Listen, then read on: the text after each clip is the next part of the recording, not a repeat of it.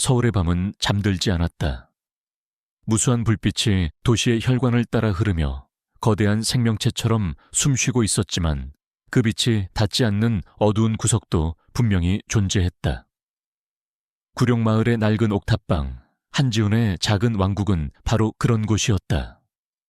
습기 찬 시멘트 냄새와 오래된 전자기기가 내뿜는 미세한 열기가 뒤섞인 공기 속에서 소녀는 낡은 의자에 몸을 묻은 채 모니터의 푸른빛을 온몸으로 받아내고 있었다. 17. 세상은 그 나이의 소년들에게 꿈과 희망을 이야기했지만 지훈에게 그런 단어들은 다른 세상의 언어처럼 멀게만 느껴졌다. 부모님의 얼굴조차 기억나지 않는 고아, 최소한의 사회, 안전망마저 위태로운 현실 속에서 그가 의지할 것은 오직 자신의 두뇌와 10손가락뿐이었다. 그의 손가락은 낡은 기계식 키보드 위에서 섬세한 발레리노처럼 춤추며 현실에서는 결코 넘을 수 없는 벽들을 디지털 세계에서는 가뿐히 허물어뜨렸다. 오늘의 목표는 한 중소기업의 보안 시스템을 테스트하는 것이었다. 익명의 의뢰인이 제시한 금액은 2달치 월세를 해결하고도 남을 만큼 달콤했다. 지훈에게 해킹은 생존수단이자 부조리한 세상에 날리는 유일한 반항이었다. 그는 마치 외과 의사가 수술 부위를 살피듯 시스템의 구조를 꼼꼼히 뜯어보았다. 방화벽의 미세한 균열 관리자 계정의 허술한 암호화 프로토콜 모든 것이 그의 눈에는 선명한 길처럼 보였다. 몇 시간의 집중 끝에 그는 마침내 시스템의 가장 깊숙한 곳에 도달했다. 의뢰인에게 보낼 보고서를 작성하며 마무리하려던 순간 그의 예리한 감각이 무언가 이질적인 신호를 포착했다. 정상적인 데이터 흐름 속에서 교묘하게 위장된 유령 포트. 일반적인 관리자는 절대 눈치챌 수 없을 만큼 깊숙한 곳에 숨겨진 뒷문이었다. 호기심이 그의 이성을 압도했다. 이런 종류의 뒷문은 보통 시스템 설계자가 개인적인 목적으로 만들어 놓은 비상 통로 같은 것이었다. 지훈의 손가락이 다시 바쁘게 움직였다. 유령 포트를 통해 접속하자 전혀 다른 차원의 공간이 펼쳐졌다. 방금 전까지 헤엄치던 중소기업의 서버와는 비교도 되지 않을 만큼 철저하게 요새화된 개인 서버. 수십 겹의 암호화 알고리즘과 인공지능 기반의 침입 탐지 시스템이 촘촘한 거미줄처럼 그를 올가매려 했다. 하지만 이런 도전은 오히려 지훈의 승부욕을 자극했다. 그의 입가에 희미한 미소가 번졌다. 어둠 속에서 오직 타건 소리만이 규칙적으로 울려 퍼졌다. 시간은 의미를 잃었고 방 안의 공기는 점점 더 뜨거워졌다. 지훈은 서버의 주인이 구축해 놓은 논리의 성벽을 하나씩 무너뜨렸다. 마치 거대한 체스판 위에서 보이지 않는 상대와 치열한 수싸움을 벌이는 것 같았다. 상대는 막강한 자본과 최신 기술로 무장했지만 지훈에게는 예측 불가능한 천재성과 절박함이라는 무기가 있었다. 마침내 마지막 방어벽이 힘없이 무너져 내렸을 때 동쪽 하늘이 희미하게 밝아오고 있었다. 서버의 내부 구조는 놀라울 정도로 간결했다. 단 하나의 디렉토리 그리고 그 안에 존재하는 수많은 파일들. 대부분은 복잡한 재무자료와 기업 인수합병 관련 문서들이었다. 지훈은 서버의 주인이 누구인지 짐작할 수 있었다. 이 정도의 정보를 다루는 인물이라면 대한민국 경제를 움직이는 거물 중 한 명일 터였다. 그는 자신의 흔적을 지우고 빠져나가려던 참이었다. 하지만 하나의 파일이 그의 시선을 사로잡았다. 다른 파일들과는 전혀 다른 방식으로 생체 인식 정보까지 동원해 2중 3중으로 암호화된 파일. 파일명은 단순한 날짜였다. 10년도 더 지난 과거의 어느 날.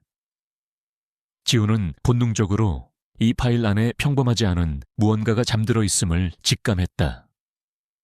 다시 한번 그의 모든 집중력이 모니터로 쏟아졌다. 암호 해독 과정은 이전보다 훨씬 더 까다로웠다. 하지만 이미 시스템의 핵심에 침투한 그에게 불가능은 아니었다.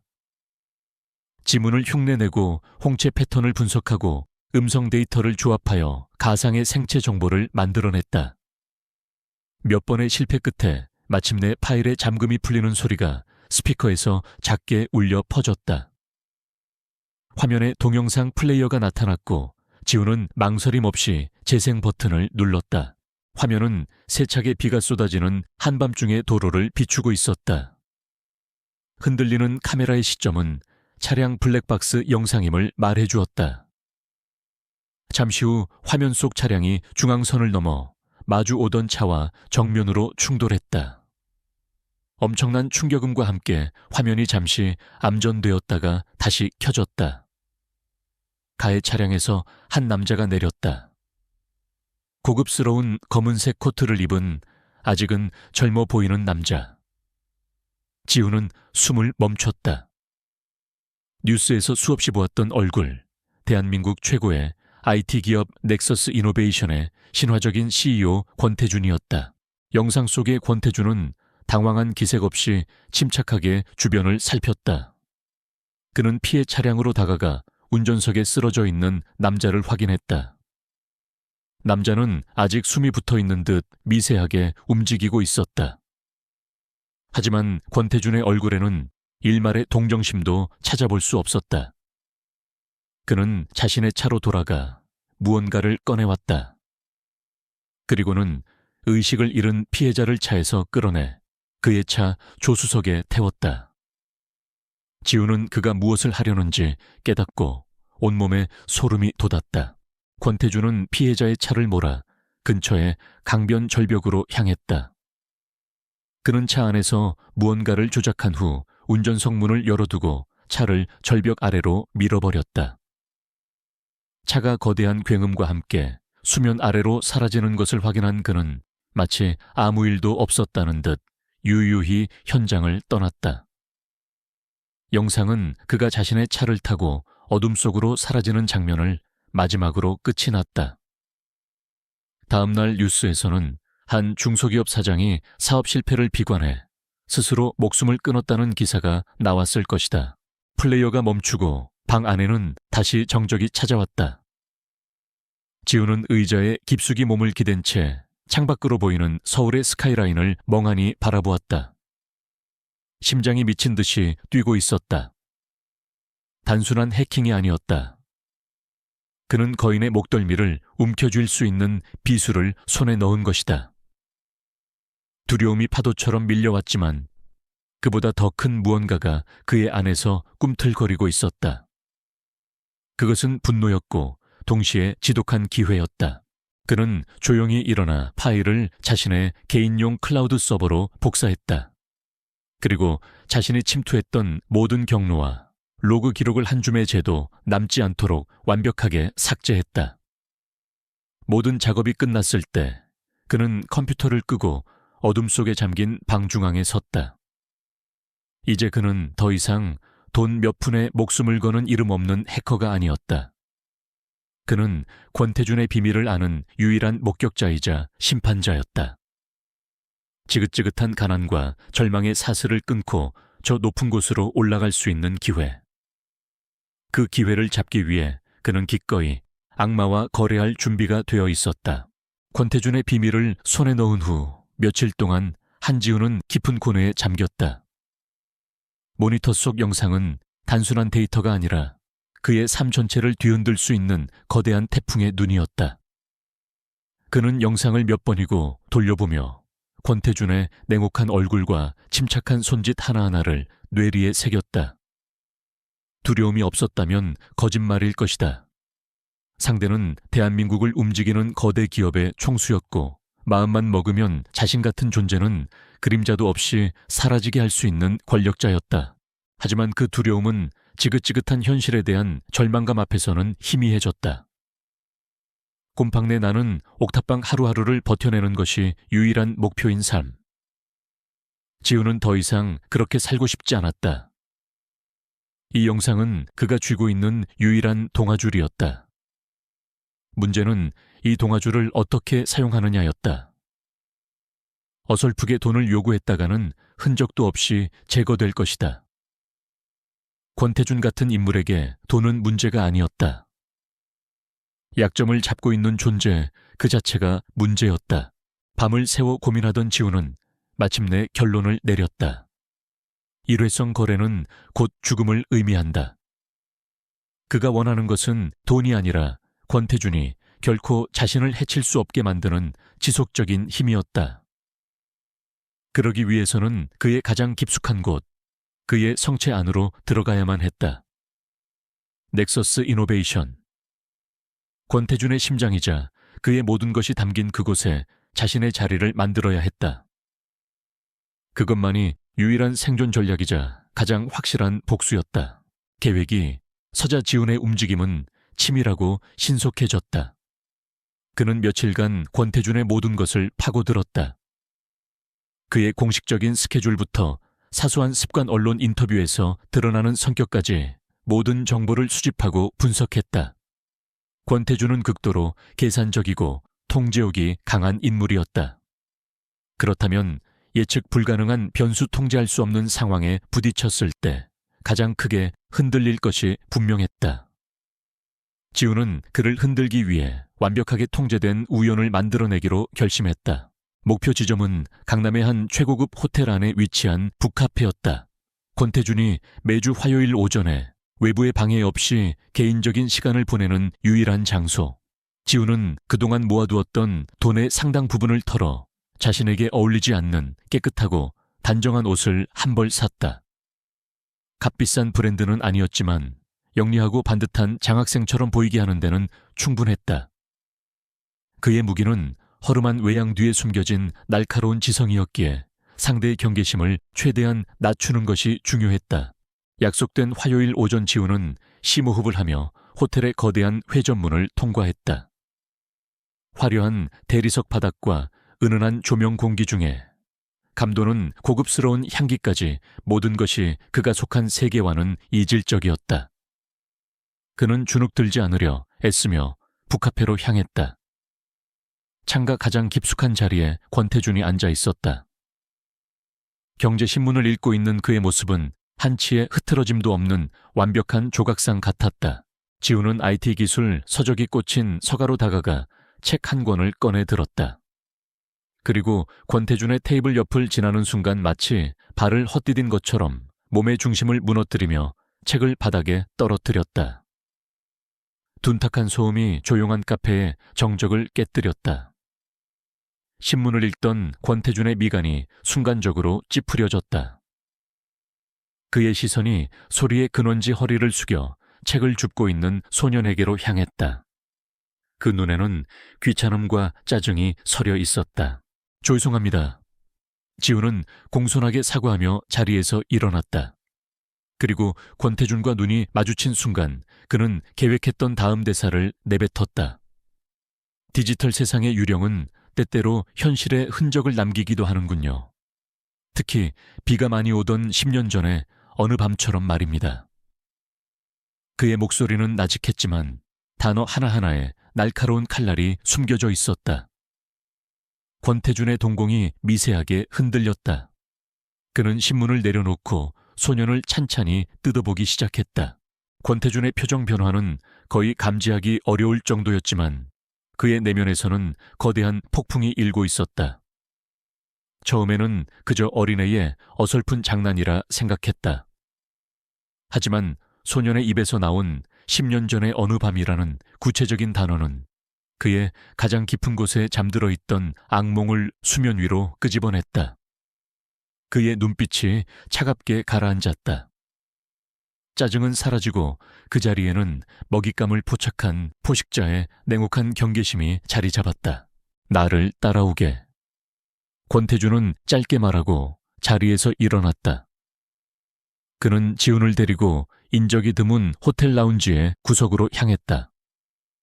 주변에 보이지 않는 경호원들의 시선이 느껴졌지만 그는 손짓으로 그들을 물렸다. 두 사람 사이에는 숨막히는 긴장감이 흘렀다. 먼저 침묵을 깬 것은 권태준이었다.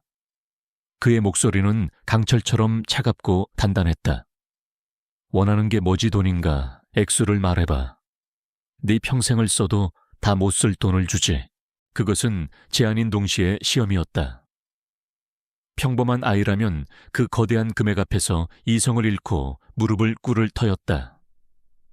하지만 지우는 흔들리지 않았다. 그는 오히려 옅은 미소를 지으며 고개를 저었다.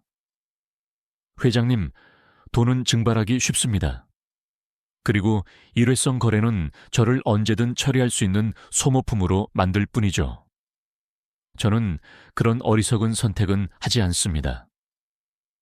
그의 차분한 대답에 권태준의 눈빛이 더욱 날카로워졌다. 이 소녀는 그가 생각했던 것보다 훨씬 더 영리하고 위험했다. 권태준은 전략을 바꿨다. 이번에는 협박이었다. 어린 친구 세상이 얼마나 무서운 곳인지 아직 잘 모르는 모양이군. 감당할 수 없는 비밀을 짊어지는 건 아주 위험한 일이야. 조용히 사라지는 사람들도 많지. 그의 목소리에는 서늘한 살기가 담겨 있었다. 하지만 지우는 여전히 평정심을 잃지 않았다. 그는 오히려 한 걸음 더 다가서며 권태준의 눈을 똑바로 응시했다.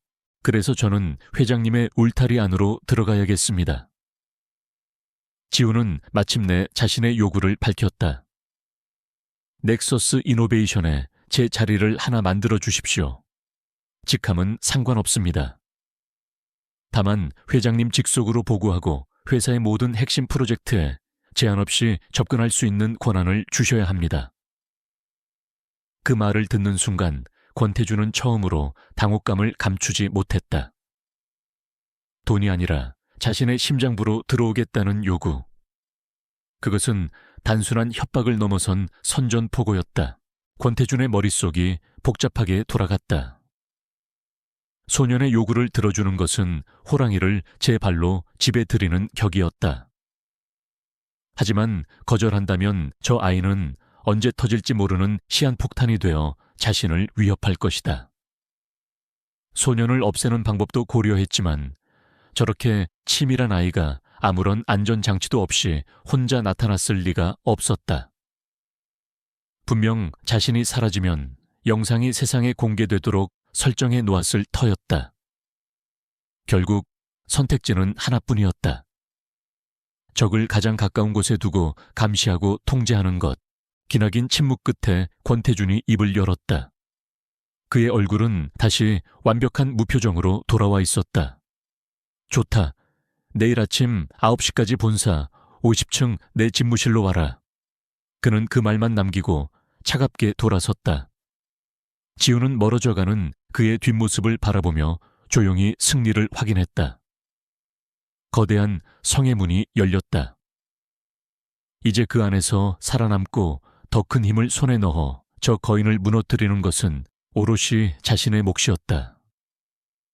호텔을 나서는 그의 발걸음은 더 이상 어제의 가난한 소년의 것이 아니었다. 다음 날 아침 한지우는 넥서스 이노베이션의 거대한 타워 앞에 섰다. 강철과 유리로 만들어진 거대한 창은 하늘을 꿰뚫을 듯 솟아 있었고 주변의 모든 건물을 왜소하게 만들었다.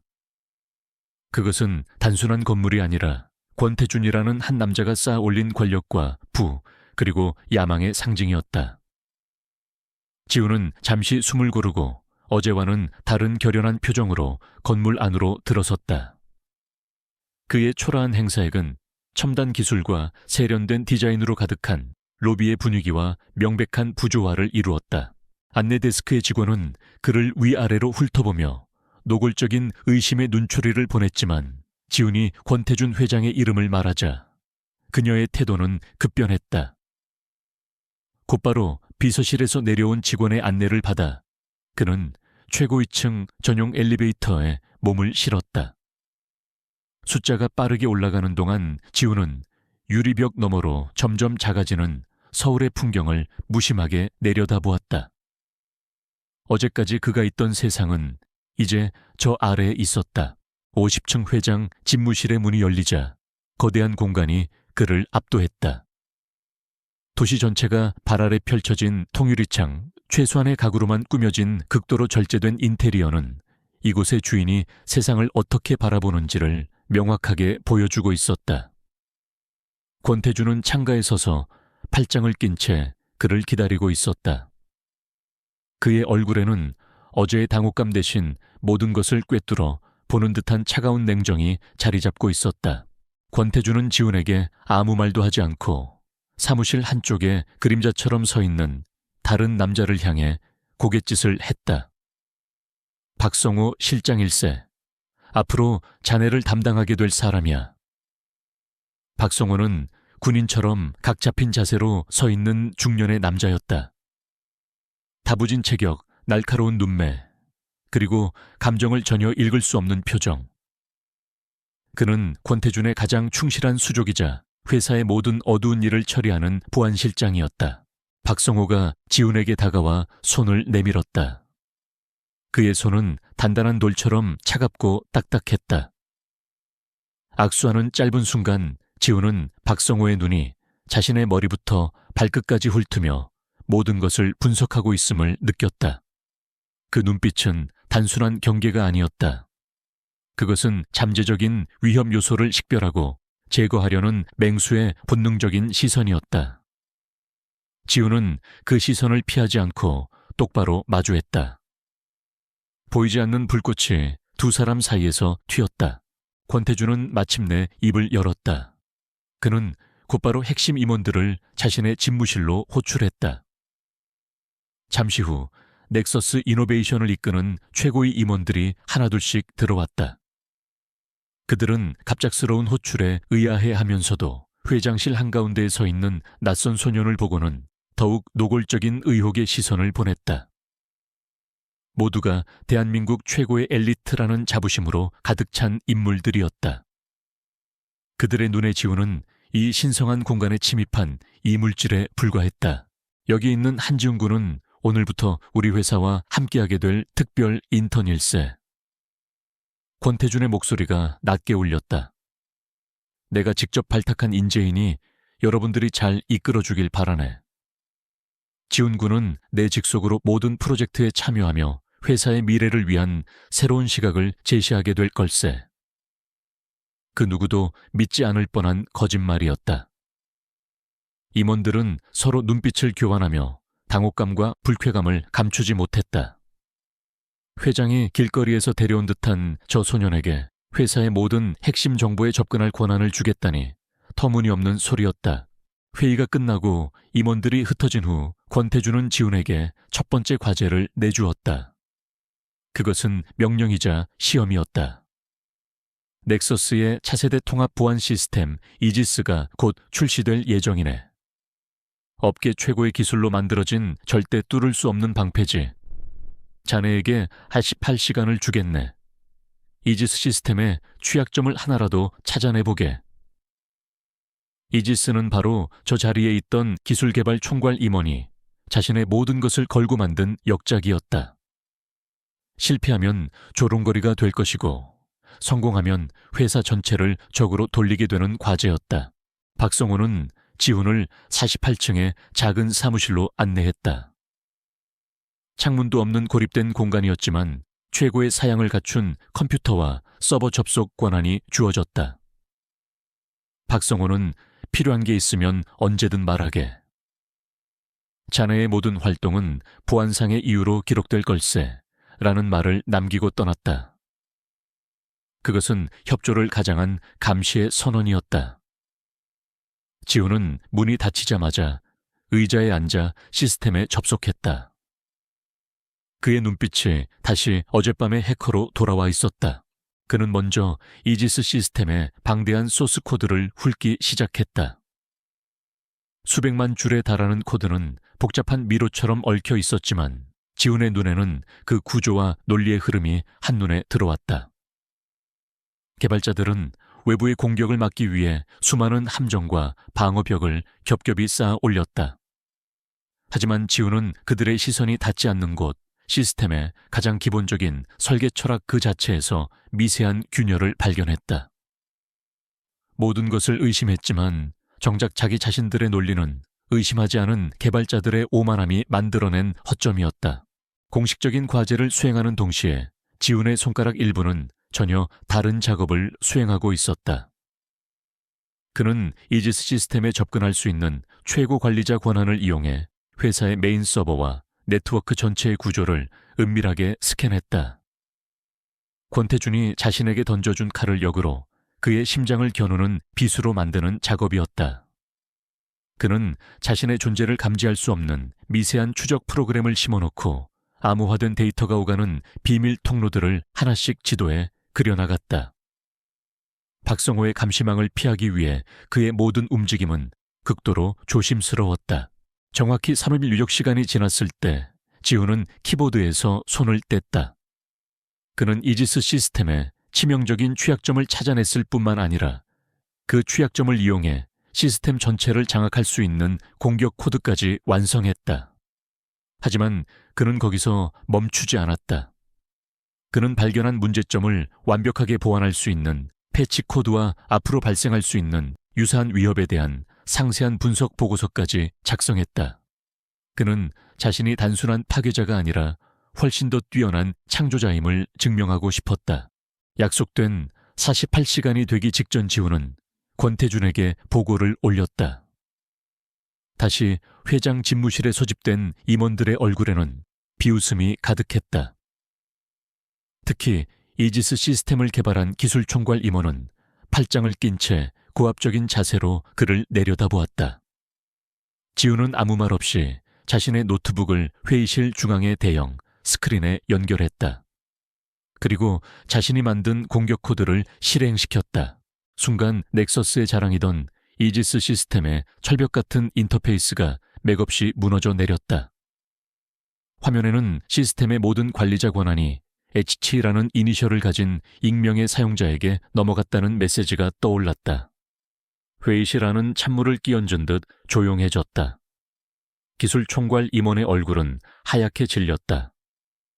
지훈은 이어서 자신이 발견한 취약점의 원리와 그것을 해결할 패치, 그리고 미래의 보안 위협에 대한 분석을 막힘없이 브리핑했다. 그의 논리에는 한치의 오차도 없었고 그의 태도는 거만하지도 주눅 들지도 않은 채 오직 사실만을 전달했다. 브리핑이 끝났을 때 아무도 입을 열지 못했다. 조롱과 의심은 경악과 충격으로 바뀌어 있었다.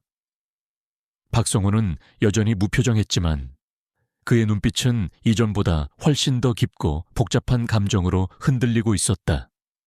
권태준은 말없이 지훈을 바라보았다. 그의 무표정한 얼굴 뒤로 만족감과 함께 훨씬 더 강력해진 위기감이 교차하는 것을 지훈은 느낄 수 있었다. 그는 첫 번째 시험을 통과했고 호랑이 굴 안에서 자신의 존재 가치를 증명해냈다. 이제 아무도 그를 어리숙한 소년으로 무시할 수 없을 것이다. 하지만 동시에 그는 이제부터 시작될 진짜 전쟁의 서막을 연 것이기도 했다. 한지훈이 넥서스 이노베이션에 발을 들인 후 회사 내부에는 미묘하지만 분명한 긴장감이 흐르기 시작했다.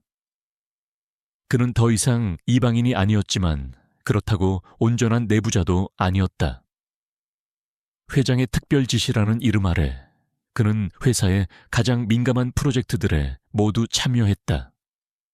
표면적으로는 그의 천재적인 능력을 활용하기 위함이었지만 실상은 그의 일거수일투족을 감시하고 통제하려는 권태준의 의도가 깔려 있었다. 임원들은 그를 인정하면서도 동시에 경계했고 실무 엔지니어들은 그를 질투하거나 두려워했다. 회의실에서는 그의 의견을 교묘하게 무시하려는 시도가 이어졌고 복도를 지날 때면 등 뒤로 수근거리는 소리가 따라붙었다. 지훈은 그 모든 것을 느끼고 있었지만 아무런 감정도 드러내지 않았다. 그는 닳고 다른 바위처럼 묵묵히 자신의 자리를 지키며 거대한 폭풍의 눈 한가운데서 평정을 유지했다. 같은 시각 50층 회장 집무실에서는 권태준과 박성호 사이에 차가운 대화가 오가고 있었다. 권태준은 도시에 정형을 등진 채 나직하게 말했다. 저놈은 보통 놈이 아니야. 재능이 있는 만큼 위험하지. 지금은 우리에게 필요한 칼이지만 언제든 우리 심장을 겨눌 수 있는 비수이기도 해. 그의 목소리에는 지훈의 능력에 대한 감탄과 그보다 더 큰 경계심이 뒤섞여 있었다. 어떻게 할까요? 박성호가 물었다. 그의 눈에는 이미 여러 가지 제거 시나리오가 그려지고 있었다. 하지만 권태주는 고개를 저었다. 섣불리 건드렸다간 우리만 다쳐. 저놈은 분명 안전장치를 마련해 뒀을 거야. 지금은 통제해야 할 때다. 박 실장, 저 아이의 모든 것을 파헤치게. 과거 인간관계 사소한 습관까지 전부. 약점을 찾아내. 누구에게나 약점은 있어. 그걸 찾아내서 목줄을 채워야 해. 권태준의 명령이 떨어지자 박성호의 보안팀이 일사불란하게 움직이기 시작했다. 보이지 않는 거미줄이 지훈의 삶을 촘촘하게 올가매기 시작했다. 그의 모든 통신 기록과 인터넷 접속 로그는 실시간으로 감시당했고 그의 사소한 움직임 하나하나가 보고되었다. 심지어 그가 살던 구룡마을과 그가 거쳐온 보육원까지 요원들이 파견되어 그의 과거를 샅샅이 훑었다. 지훈은 이 모든 것을 즉시 알아차렸다. 디지털 세계의 미세한 잡음과 현실 세계의 부자연스러운 시선들을 그는 놓치지 않았다. 본격적인 고양이와 쥐의 게임이 시작된 것이다. 첫 번째 함정은 프로젝트의 형태로 찾아왔다. 지훈은 넥서스의 빅데이터 처리 알고리즘을 최적화하는 핵심 프로젝트의 책임자로 임명되었다. 하지만 그 프로젝트 팀에는 박성호가 심어놓은 인물이 있었다. 데이터베이스 관리팀의 최 팀장이었다.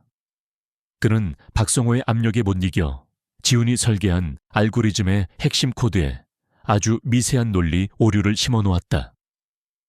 그 오류는 시스템 론칭 일주일 후에 대규모 서버 다운을 유발하도록 설계된 시한폭탄이었다. 모든 책임은 당연히 프로젝트 책임자인 지훈에게 돌아갈 터였다. 지훈은 코드를 검토하는 과정에서 그 악성 코드를 거의 즉시 발견했다. 마치 완벽한 교향곡 속의 불협화음처럼 그의 눈에는 그것이 너무나도 선명하게 보였다. 하지만 그는 코드를 삭제하거나 최 팀장을 추궁하지 않았다.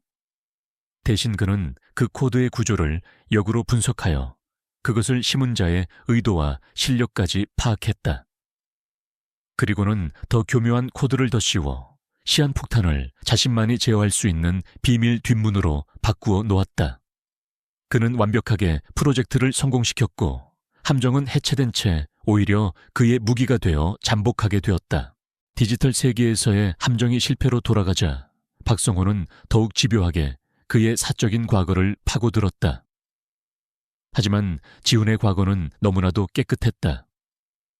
부모도 형제도 친구도 없는 완벽한 고아. 뒷골목에서 벌인 자잘한 해킹 기록 외에는 아무것도 나오지 않았다. 초조해진 박성호는 더 고전적인 방법을 사용하기로 했다. 그는 기획팀의 한 젊고 매력적인 여직원을 지훈에게 의도적으로 접근시켰다. 감정적인 약점을 파고들어 정보를 빼내려는 미인계였다. 지훈은 여직원의 접근이 너무나도 자기적이라는 것을 첫 만남에서부터 간파했다. 그녀의 눈빛에 담긴 순수한 호기심 뒤에는 훈련된 관찰자의 시선이 숨어 있었다.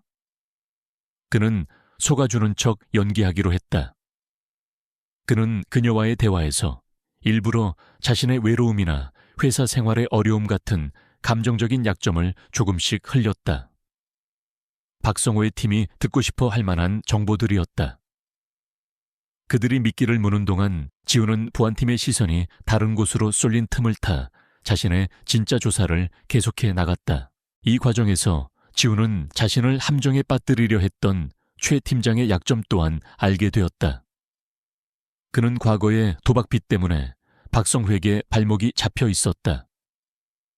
지훈은 익명으로 최 팀장에게 박성호 역시 회사의 자금을 이용해 비자금을 조성하고 있다는 증거 자료 일부를 보냈다. 이제 최 팀장은 박성호의 협박에서 벗어날 수 있는 카드를 손에 쥐게 된 것이다. 지훈은 친구를 만든 것이 아니었다. 그는 단지 적이 견고한 성벽에 작은 균열을 만들었을 뿐이다. 그 균열은 언젠가 성 전체를 무너뜨릴 시작점이 될 것이다. 박성호는 자신의 계획이 계속해서 실패로 돌아가자 극도의 좌절감에 휩싸였다. 그는 지훈이 생각보다 훨씬 더 교활하고 영리한 쥐라는 것을 인정해야만 했다. 어느 날 저녁 퇴근 시간에 텅 빈 엘리베이터 안에서 두 사람은 마주쳤다. 무거운 침묵 속에서 박성호가 먼저 입을 열었다. 그의 목소리는 뱀처럼 스산했다. 영리한 쥐로군. 하지만 모든 쥐는 결국 피할 수 없는 덫에 걸리게 되어 있지. 지훈은 엘리베이터 문에 비친 자신의 얼굴을 보며 아무렇지 않게 대답했다.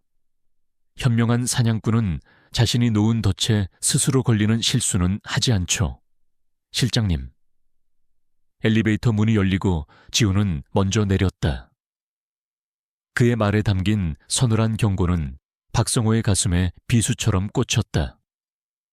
그 소녀는 자신이 함정을 파고 있다는 것을 알고 있었을 뿐만 아니라 그 함정을 역이용하고 있었던 것이다. 그날 밤 자신의 사무실로 돌아온 지훈은 모니터에 복잡한 도표를 띄웠다. 그것은 시스템 설계도가 아니었다. 권태준을 중심으로 거미줄처럼 뻗어나간 권력의 지도였다. 그의 비밀 계좌 차명으로 소유한 유령 회사들, 그리고 그와 연결된 부패한 정관계 인사들의 관계망. 그는 더 이상 방어만 하고 있지 않았다. 그는 적의 제국 전체를 해부하고 분석하며 방역을 위한 가장 치명적인 급소를 찾고 있었다. 그는 권태준과 박성호가 상상했던 것보다 훨씬 더 무서운 적수가 되어가고 있었다. 한지훈의 존재는 넥서스 이노베이션 내에서 하나의 상수가 되었다. 그는 더 이상 뜨거운 감자가 아니었고 불편하지만 인정해야만 하는 실력자 혹은 회장의 알 수 없는 변덕이 낳은 위험한 변수로 자리 잡았다. 그는 여러 부서를 오가며 다양한 프로젝트에 투입되었고 그 과정에서 넥서스라는 거대한 기계가 어떻게 움직이는지 그리고 그 안의 부품들이 어떻게 서로 맞물려 있는지를 속속들이 파악해 나갔다. 그러던 중 그는 인공지능 개발팀과의 공동 프로젝트에 참여하게 되었다. 그곳에서 그는 이수연이라는 이름의 선임 연구원을 만나게 되었다. 그녀는 팀 내의 다른 남자 연구원들 사이에서 유독 조용했지만 그녀의 코드와 아이디어는 누구보다도 날카롭고 독창적이었다. 하지만 그녀의 빛나는 재능은 번번이 무능하고 권위적인 부서장의 벽에 부딪혀 폄하되거나 가로채어지기 일쑤였다. 지훈은 단번에 그녀가 억압받고 있는 보석임을 알아보았다. 지훈은 처음에는 그녀를 다른 동료들과 마찬가지로 관찰의 대상으로만 여겼다. 하지만 어느 날 그는 그녀의 책상 위에 놓인 낡은 사진 한 장을 보게 되었다. 자상한 미소를 띤 중년의 남자와 앳된 소녀가 함께 찍은 사진이었다. 지훈의 심장이 순간 멎는 듯했다. 사진 속 남자의 얼굴은 그가 밤마다 악몽처럼 돌려보던 그 비디오 속에 피해자 권태준이 차로 들이받았던 바로 그 남자였다. 모든 조각이 순식간에 맞춰졌다. 그녀는 단순한 동료가 아니었다. 그녀는 이 거대한 비극의 또 다른 당사자이자 진실을 갈망하는 유족이었다. 이 사실을 깨달은 순간부터 지훈의 계획은 새로운 국면을 맞이했다. 그는 혼자가 아니었다. 어쩌면 저 여자야말로 자신이 이 싸움에서 승리하기 위해 반드시 필요한 유일한 열쇠일지도 모른다. 하지만 섣불리 다가갈 수는 없었다. 박성호의 눈과 귀가 사방에 널려있는 상황에서 그녀와의 직접적인 접촉은 두 사람 모두를 위험에 빠뜨릴 뿐이었다. 그래서 지훈은 다른 방법을 선택했다. 그는 그녀만이 알아챌 수 있는 아주 미세한 흔적들을 남기기 시작했다. 마치 숲속에 빵가루를 떨어뜨리는 것처럼 그는 디지털 세계 안에 그녀를 위한 길을 만들었다.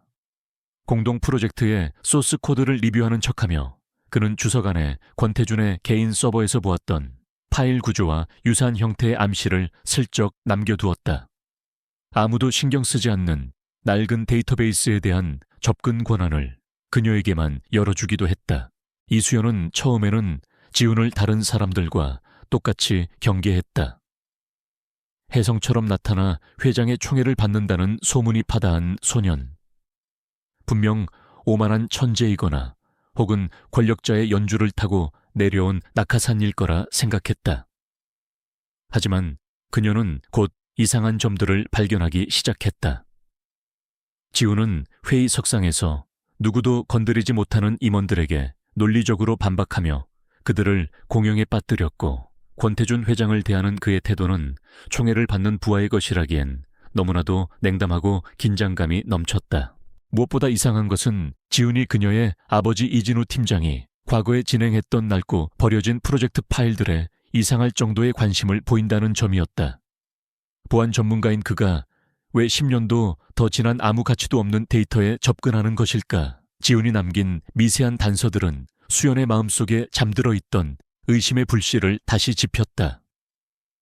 그녀의 아버지는 회사의 기밀을 유출하고 그 죄책감에 스스로 목숨을 끊었다고 알려져 있었다. 하지만 그녀는 단 한순간도 그 사실을 믿지 않았다. 의심이 확신으로 변해가면서 수연은 퇴근 후 아무도 없는 사무실에 남아 자신만의 조사를 시작했다. 그녀는 아버지가 남긴 오래된 파일들을 다시 파헤쳤다. 지훈이 슬쩍 열어준 접근 권한을 통해 그녀는 과거에는 볼 수 없었던 삭제된 로그 기록과 조작된 접속 내역들을 발견했다. 아버지의 사망 시점을 전후로 누군가가 의도적으로 아버지의 모든 디지털 흔적을 지우고 조작했다는 명백한 증거였다. 그리고 그 모든 조작의 중심에는 회사의 최고위층이 있었다. 그때부터 두 사람 사이에는 말없는 대화가 오가기 시작했다.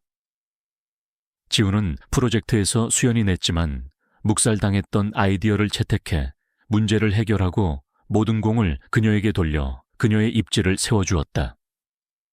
그러면 수연은 공유개발 서버의 가장 구석진 곳에 10년 전 손상된 하드 드라이브에서 데이터를 복구하는 가장 효과적인 방법은 무엇인가? 와 같은 암호화된 질문을 남겨두었다. 그들의 소리 없는 연대는 그렇게 단단해져 갔다. 지훈은 그녀에게서 단순한 동정심이 아닌 진실을 향한 강철 같은 의지를 보았다. 수연은 지훈에게서 오만한 침입자가 아닌 자신과 같은 거대한 적과 외로운 싸움을 벌이고 있는 동지의 모습을 발견했다. 깨지기 쉬운 신뢰가 어둠 속에서 조용히 싹트고 있었다. 이제 남은 것은 누군가 먼저 손을 내미는 것뿐이었다. 결심을 굳힌 것은 수연이었다. 그녀는 더 이상 기다릴 수 없었다. 어느 날 밤 늦게까지 남아 마지막 자료를 정리하고 퇴근하던 지훈의 앞을 그녀가 막아섰다. 텅 빈 복대는 두 사람의 그림자만이 길게 늘어져 있었다. 수연은 주저하지 않았다.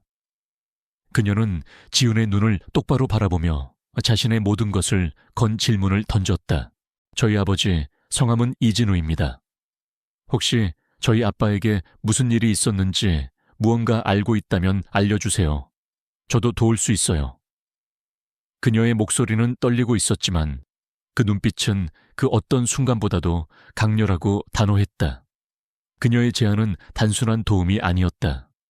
그것은 함께 지옥불로 걸어 들어가자는 동맹의 맹세였다. 지훈은 그녀의 눈에 담긴 절박함과 용기를 보며 더 이상 이 싸움이 자신 혼자만의 것이 아님을 깨달았다. 길고 외로웠던 싸움에 마침내 첫 번째 동지가 생겼다.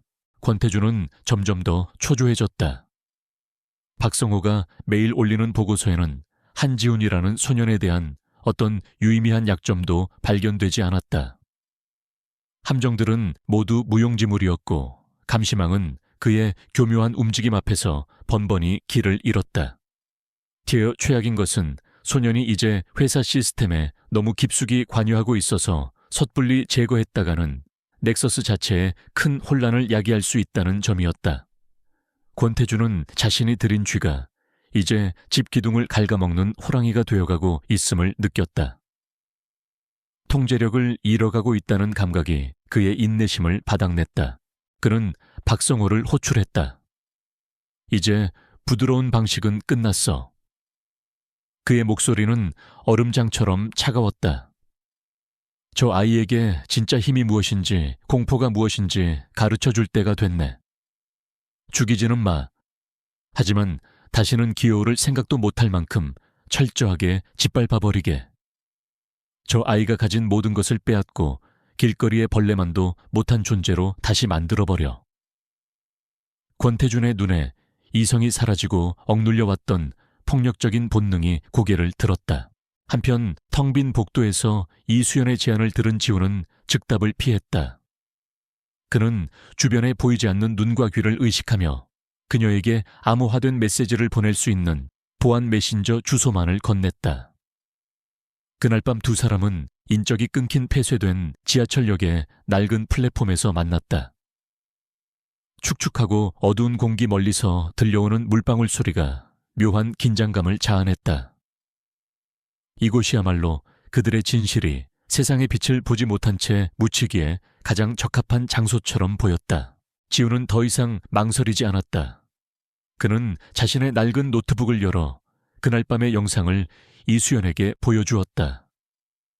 화면 속에서 벌어지는 참혹한 진실을 마주한 수연의 얼굴은 하얗게 굳어갔다. 사랑하는 아버지의 마지막 모습, 그리고 그 죽음을 아무렇지 않게 조작하는 권태준의 냉혹한 얼굴. 그녀의 눈에서 뜨거운 눈물이 쉴 새 없이 흘러내렸다. 하지만 그 슬픔은 이내 차가운 분노로 변해갔다. 그녀는 주먹을 불끈 쥐었고 그 눈빛은 복수와 정의를 향한 흔들림 없는 결의로 이글거렸다. 어떻게 해야 하죠? 그녀가 물었다. 목소리는 슬픔으로 가늘게 떨렸지만 그 안에는 강철 같은 의지가 담겨 있었다. 제가 뭘 하면 되나요? 지우는 그녀의 눈을 바라보며 대답했다. 아직은 때가 아닙니다. 이 영상만으로는 그를 무너뜨릴 수 없어요. 그는 모든 것을 돈과 권력으로 막아낼 겁니다. 우리에겐 그의 제국 전체를 뒤흔들 더 강력한 증거가 필요합니다. 두 사람은 그곳에서 처음으로 파트너로서의 계획을 구상하기 시작했다. 수연과 헤어지고 자신의 옥탑방으로 돌아가던 길이었다. 지우는 어둡고 좁은 골목길로 접어들었다. 그 순간 등 뒤에서 여러 개의 그림자가 나타나 그의 앞뒤를 막아섰다. 전문적인 킬러들은 아니었지만 그들의 눈에는 사람을 해치는 것에 익숙한 자들의 폭력성이 번뜩이고 있었다. 박성호의 하수인들이었다. 권태준의 경고를 그의 뼈와 살에 직접 새겨주러 온 자들이었다. 지우는 싸움꾼이 아니었다. 하지만 거리에서의 생존 본능은 그의 몸에 깊이 새겨져 있었다. 그는 본능적으로 몸을 낮추고 주변 지형을 이용했다. 좁은 골목길은 다수의 적에게 불리했다. 그는 쓰레기통을 걷어차 그들의 시선을 분산시킨 후 가장 가까이 있던 남자의 다리를 걷어차고 그 틈으로 빠져나가려 했다. 하지만 상대의 수는 너무 많았고 그들은 인정사정 없이 쇠 파이프를 휘둘렀다. 극심한 고통이 그의 팔을 꿰뚫었다. 소의 파이프에 맞은 팔에서 피가 뿜어져 나왔다. 복부에도 몇 차례 발길질을 당해 숨이 턱 막혔다. 시야가 흐려지고 의식이 멀어지려 할 때 그는 마지막 힘을 쥐어짰다. 그는 비틀거리며 근처의 낡은 배전반으로 달려가 미리 준비해 두었던 작은 금속 조각으로 합선을 일으켰다. 펑 하는 소음과 함께 골목 전체가 아프게 휩싸였다. 갑작스러운 상황에 당황한 남자들이 우왕좌왕하는 사이 지우는 어둠을 틈타 필사적으로 달렸다. 그는 자신의 옥탑방으로 돌아갈 수 없었다. 이미 그곳은 적에게 노출되었을 터였다. 그는 피를 흘리며 미리 준비해 두었던 허름한 여관의 작은 방으로 몸을 숨겼다. 상처를 서툴게 지혈하고 깨진 거울에 비친 자신의 모습을 보았다. 엉망이 된 옷피와 멍으로 얼룩진 얼굴 고통으로 일그러진 표정. 하지만 그의 눈빛은 그 어느 때보다도 차갑고 냉정하게 타오르고 있었다. 육체적인 공격은 그의 정신을 무너뜨리지 못했다. 오히려 그것은 마지막 남은 일말의 두려움마저 모두 태워버리는 기폭제가 되었다. 이제 게임의 규칙은 바뀌었다. 이것은 더 이상 권력을 얻기 위한 전략적인 거래가 아니었다. 생존을 위한 전면전이었다. 권태준이 권좌에 앉아있는 한 자신과 이수연은 결코 안전할 수 없다는 것을 뼈저리게 깨달았다. 협박은 이제 무의미했다. 목표는 권태준의 몰락, 그의 제국 전체를 무너뜨리는 것뿐이었다. 지우는 보안 채널을 통해 수연에게 연락해 자신이 겪은 일을 알렸다. 공격 소식을 들은 수연의 목소리는 분노로 떨렸다. 그녀는 이제 자신들이 얼마나 위험한 싸움을 시작했는지, 그리고 서로가 서로에게 얼마나 중요한 존재가 되었는지를 실감했다. 공동의 위협은 두 사람의 관계를 그 어떤 감정보다도 단단하게 묶어주었다. 그들은 더 이상 주저하지 않았다. 다음날 지훈의 은신처에서 두 사람은 다시 만났다. 지훈은 팔에 붕대를 감고 있었지만 그의 눈빛은 흔들림 없었다. 수연의 얼굴에서는 슬픔의 흔적이 사라지고 그 자리에 냉철한 결의가 자리 잡고 있었다. 그들은 기존의 계획을 모두 폐기했다. 이제 그들의 새로운 목표는 권태준의 살인죄를 입증하는 것을 넘어 넥서스 이노베이션의 이름 아래 자행된 모든 비자금 조성 주가 조작 뇌물 공여의 증거를 확보하여 그의 사회적 생명까지 완전히 끊어버리는 것이었다. 고양이와 쥐의 숨바꼭질은 끝났다. 이제 사냥을 시작할 시간이었다. 한지훈의 허름한 은신처는 이제 그들만의 전쟁지휘 본부가 되었다. 벽에는 넥서스 이노베이션의 조직도와 서버 구성도가 복잡하게 붙어 있었고 중고 부품들을 긁어모아 만든 여러 대의 서버가 조용히 열기를 내뿜고 있었다. 그들은 자신들의 계획에 천라지망 티엔로디왕이라는 이름을 붙였다. 하늘과 땅을 뒤덮는 그물, 권태준이라는 거대한 짐승을 결코 빠져나갈 수 없게 만들겠다는 그들의 결의가 담긴 이름이었다. 작전은 두 개의 축으로 나뉘어 진행되었다. 디지털 전선과 인간 전선. 한지훈은 디지털 전선의 선봉장이었다. 그의 임무는 박성호가 이전보다 훨씬 더 강화시킨 넥서스의 내부 보안망을 뚫고 권태준의 부패를 증명할 결정적인 증거를 확보하는 것이었다. 숨겨진 회계 장부, 그의 공범들과 주고받은 암호화된 메시지들, 그리고 유령 회사를 통해 흘러들어간 검은 돈의 흐름을 추적해야 했다. 그것은 지르밭 위에서 춤을 추는 것과 같은 한순간의 실수도 용납되지 않는 위험한 임무였다. 이수연은 인간 전선을 책임졌다. 그녀의 임무는 넥서스라는 거대한 조직의 내부 권력 구조를 분석하여 권태준에게 등을 돌릴 가능성이 있는 인물을 포섭하는 것이었다. 아버지의 오랜 동료들, 권태준에게 밀려난 임원들, 혹은 최소한의 양심을 가진 주주들. 그녀는 회사의 평범한 엔지니어로 위장한 채 극도의 신중함 속에서 사람들의 성향과 관계를 분석하며 잠재적인 동맹군을 물색해야 했다. 그녀의 움직임 역시 발각되는 순간 모든 것이 끝나는 위험한 도박이었다. 지우는 곧바로 공격을 개시했다. 그는 과거 자신이 심어두었던 데이터 처리 알고리즘의 백도어를 통해 시스템의 심장부로 다시 잠입했다. 그의 움직임은 흔적을 남기지 않는 유령과도 같았다. 그는 박성호의 보안팀을 교란시키기 위해 여러 개의 가짜 흔적을 흘리면서 목표 지점인 재무 서버의 가장 깊숙한 곳으로 파고들었다. 마침내 그는 권태준이 자신의 모든 불법 거래를 기록해둔 비밀 회계 시스템, 코드네임 판도라를 발견했다. 판도라의 암호를 깨는 것이 이제 그의 최우선 과제가 되었다. 같은 시각 이수연은 회사 안에서 조용한 일상을 연기하고 있었다. 지훈이 당한 습격 사건은 회사 내에서 단순 강도 사건으로 알려졌지만 최고위층 사이에서는 무언가 다른 일이 벌어지고 있다는 불안한 기류가 감돌았다. 수연은 이 기류를 놓치지 않았다. 그녀는 자신의 첫 번째 목표물로 재무총괄 이사인 김민석 상무를 점찍었다. 김 상무는 뛰어난 능력을 가졌지만 지나치게 원칙을 중시하는 성격 탓에 권태준의 공격적인 자금 운용 방식에 여러 차례 제동을 걸다가 눈밖에 난 인물이었다. 두 사람의 작전이 진행되는 동안 박성호의 감시망은 점점 더 촘촘해지고 있었다. 그는 지훈을 굴복시키기 위한 물리적 공격이 오히려 그의 반발심만 키웠다는 것을 깨달았다. 그는 직감적으로 지훈이 혼자 움직이고 있지 않다고 판단했다. 그는 네트워크 트래픽에서 발생하는 아주 미세한 이상 신호들을 추적하기 시작했다. 아직 명확한 증거는 없었지만 그의 의심은 점차 회사 내부에 지훈과 연계된 조력자가 있을 것이라는 확신으로 변해가고 있었다. 그러던 어느 날 지훈에게 절체절명의 위기가 찾아왔다. 박성호가 예고 없이 전사적인 보안 시스템 긴급 점검을 실시한 것이다.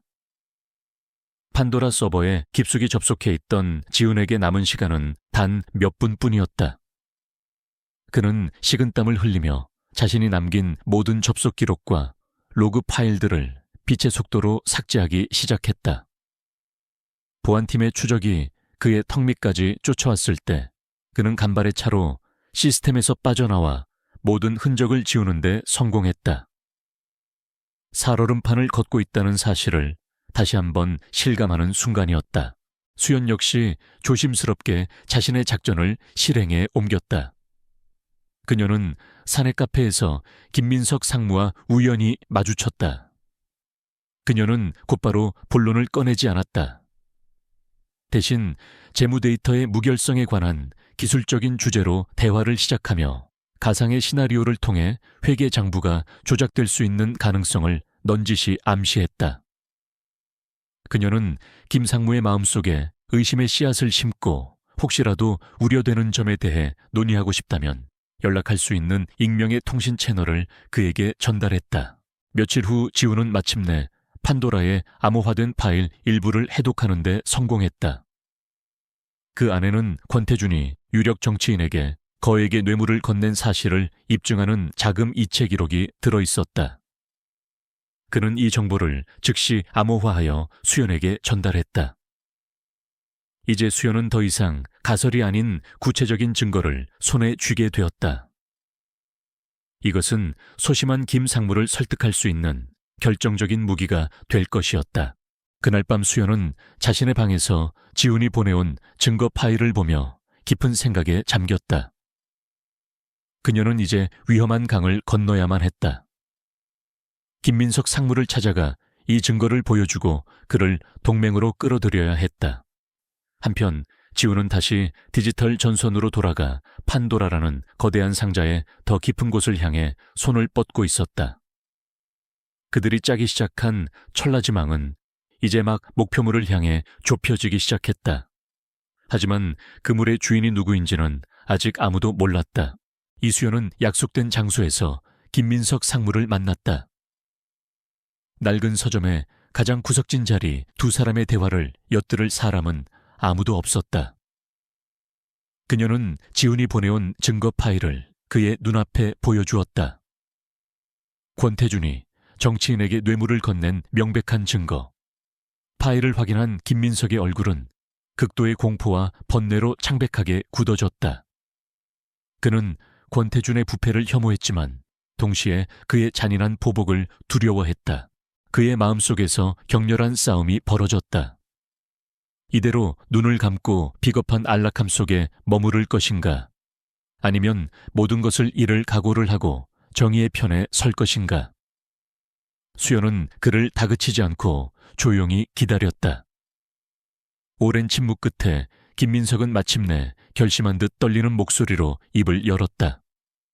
내가 뭘 하면 되겠나? 그는 돕기로 결심했다. 그의 역할은 지훈이 찾아낸 재무 데이터를 검증하고 주주총회 직전의 뜻을 같이 할 몇몇 이사들을 규합하는 것이었다. 위험한 동맹이 마침내 체결되었다. 이제 넥서스 이노베이션의 연례 주주총회까지 남은 시간은 단 며칠뿐이었다. 그날은 권태준의 모든 비리를 만천해 공개할 최적의 무대였다. 지훈과 수연은 마지막 작전을 서둘렀다. 지훈은 그의 임무 중 가장 위험한 마지막 단계에 돌입했다. 비밀 회계 시스템 판도라의 서버에 저장된 모든 데이터를 통째로 다운로드하는 것이었다. 막대한 양의 데이터를 전송하는 것은 필연적으로 거대한 디지털 발자국을 남길 수밖에 없는 자살 행위에 가까운 도박이었다. 바로 그 순간 박성호의 집요한 감시망이 마침내 성과를 거두었다. 그는 이수연의 사내 메신저와 외부의 추적 불가능한 IP 주소 사이에 오가는 암호화된 통신 패턴을 포착했다. 동시에 그의 부하로부터 이수연과 김민석 상무가 비밀리에 만났다는 보고가 올라왔다. 모든 조각이 맞춰졌다. 조용했던 엔지니어 이수연이 내부 조력자였던 것이다. 박성호는 즉시 이 사실을 권태준에게 보고했다. 내부로부터 배신당했다는 사실을 알게 된 권태준은 격노했다. 주주총회가 코앞인 이 시점에 이런 일이 터진 것은 최악의 상황이었다. 그는 더 이상 주저하지 않았다.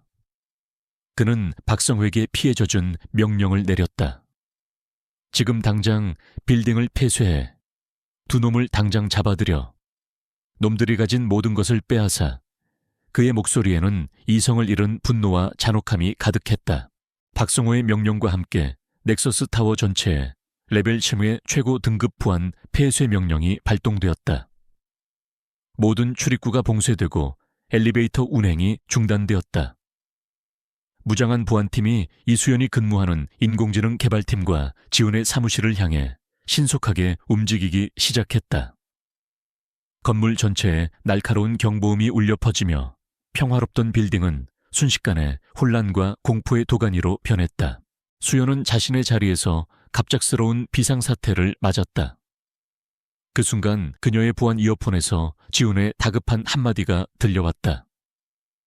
도망쳐요. 이미 보안팀이 그녀가 있는 층으로 들이닥치고 있었다.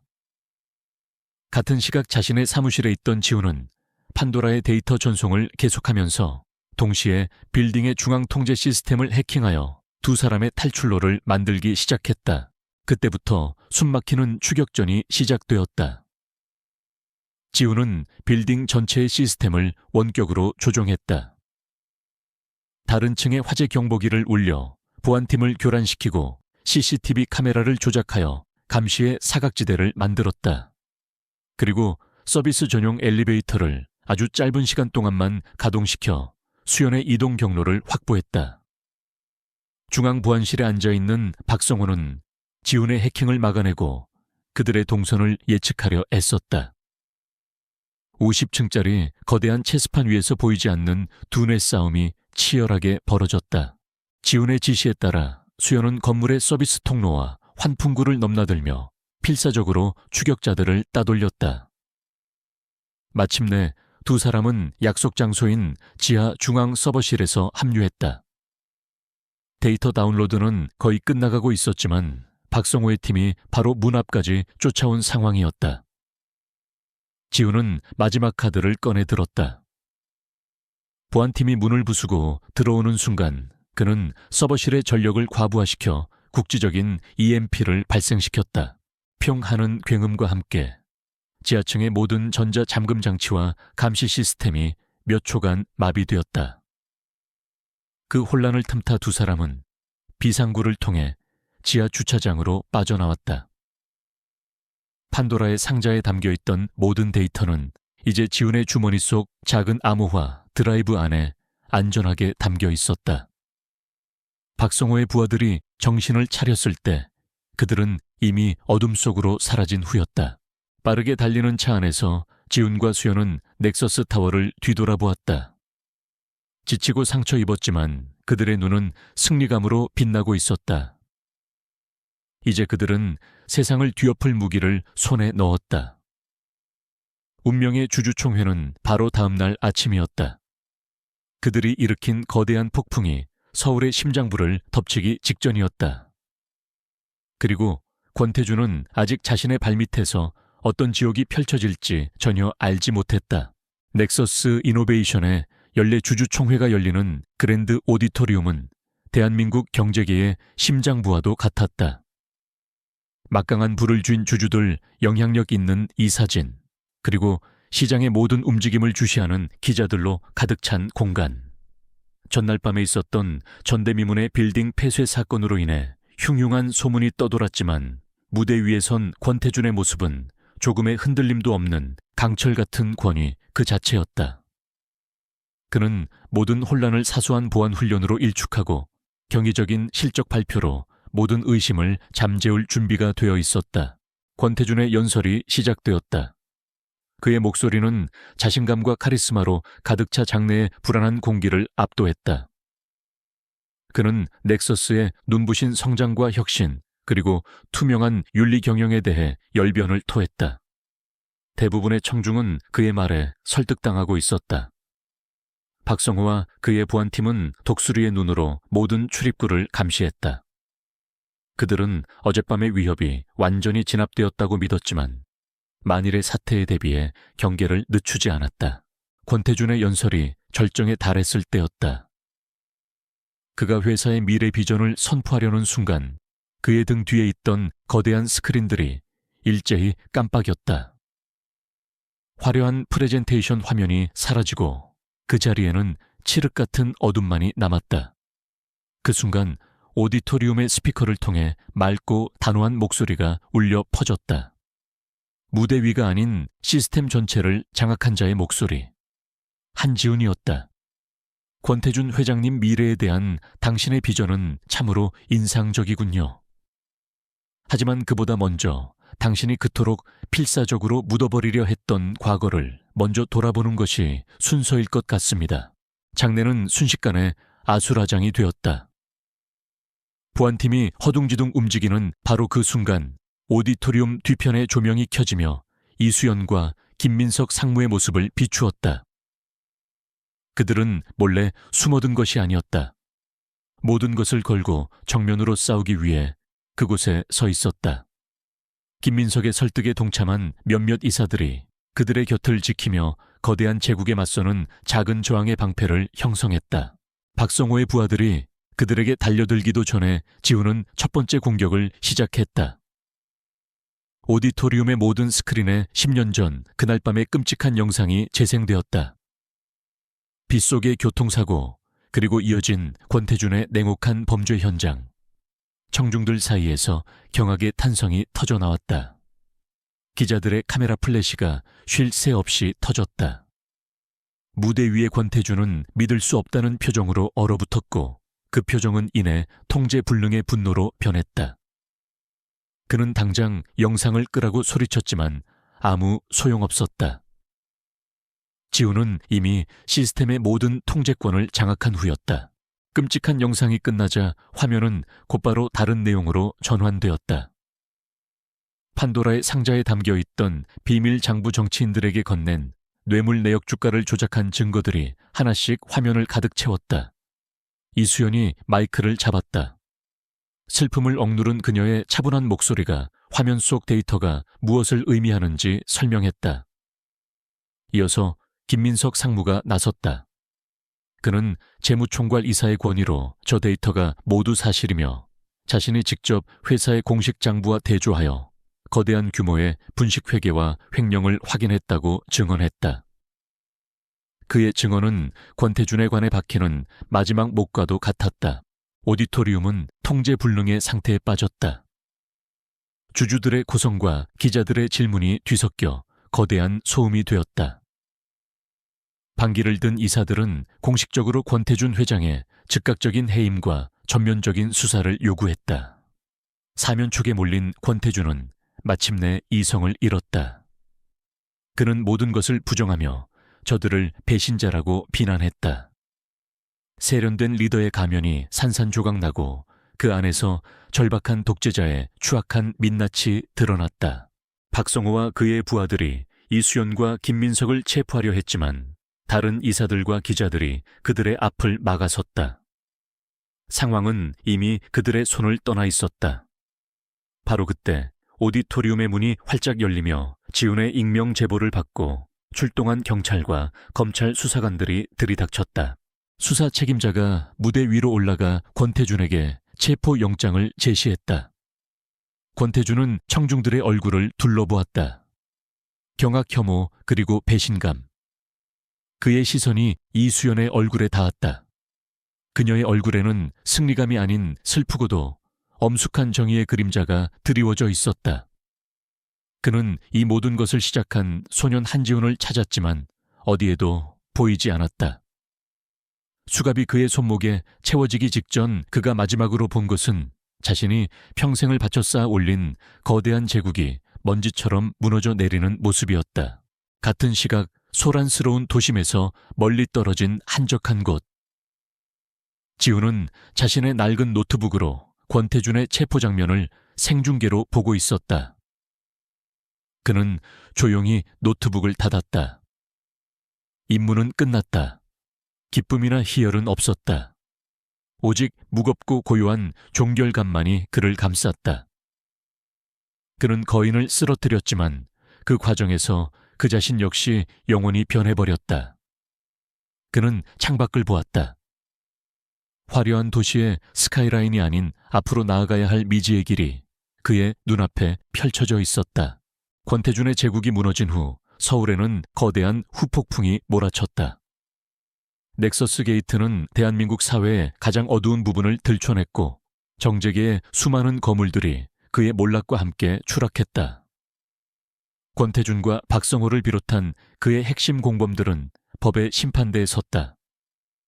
수년간 묻혀있던 진실들이 세상에 드러났고 썩어있던 환부가 마침내 도련해지기 시작했다. 사람들은 오랜 시간 동안 자신들을 기만해온 거대한 권력의 실체에 분노했고 동시에 어둠 속에서 진실을 밝혀낸 익명의 영웅 아이책에 열광했다. 넥서스 이노베이션은 존폐의 기로에 섰다. 하지만 회사는 무너지지 않았다. 김민석 상무를 중심으로 한 비상대책위원회는 신속하게 회사를 정상화시켜 나갔다. 부패한 임원들은 모두 축출되었고 그 자리는 실력과 양심을 갖춘 인재들로 채워졌다. 회사는 과거와의 완전한 단절을 선언하고 투명성과 윤리를 최우선 가치로 하는 대대적인 개혁에 착수했다. 폭풍이 지나간 자리에 새로운 희망의 싹이 돋아나고 있었다. 이수연은 이 새로운 넥서스의 중심 인물이 되었다. 그녀는 아버지의 유지를 잇고 회사를 바로 세우는데 자신의 모든 열정을 쏟았다. 그녀는 새롭게 출범하는 인공지능 연구소의 소장으로 임명되었다. 그곳은 더 이상 한 사람의 독선과 아집이 아닌 자유로운 협력과 건강한 경쟁을 통해 기술을 발전시키는 혁신의 요람이 될 것이었다. 그녀는 자신의 사무실 창가에 아버지의 사진을 놓고 이제는 슬픔이 아닌 자부심으로 그를 마주볼 수 있게 되었다. 시간이 흘러 마침내 최종 판결이 내려졌다. 권태준은 살인 횡령 주가 조작 등 수많은 혐의가 인정되어 무기징역을 선고받았다. 그의 충실한 개였던 박성호 역시 범죄에 가담한 대가로 긴 시간 동안 감옥에서 보내게 되었다. 길고 길었던 싸움 끝에 정의는 마침내 제자리를 찾았다. 피해자들의 눈물은 비로소 마를 수 있게 되었고 세상은 잠시나마 정의가 살아있음을 믿게 되었다. 하지만 이 모든 변화의 중심에 있었던 한지훈은 어디에도 없었다. 그는 언론의 스포트라이트와 세상의 찬사를 뒤로 한 채 연기처럼 사라져버렸다. 넥서스에서 제안한 막대한 보상과 최고의 자리도 정부에서 수여하려던 훈장도 모두 거절했다. 그는 잠시 세상을 뒤흔들었던 태풍처럼 자신의 역할을 다한 뒤 고요히 사라져버린 것이다. 이수연은 마지막으로 그를 만나고 싶었다. 그녀는 혹시나 하는 마음에 과거에 사용했던 보안 채널로 메시지를 보냈다. 뜻밖에도 얼마 지나지 않아 답장이 왔다.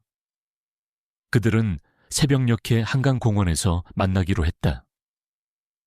어두운 지하철역이 아닌 이제 막 동이 트기 시작하는 밝은 세상 속에서였다.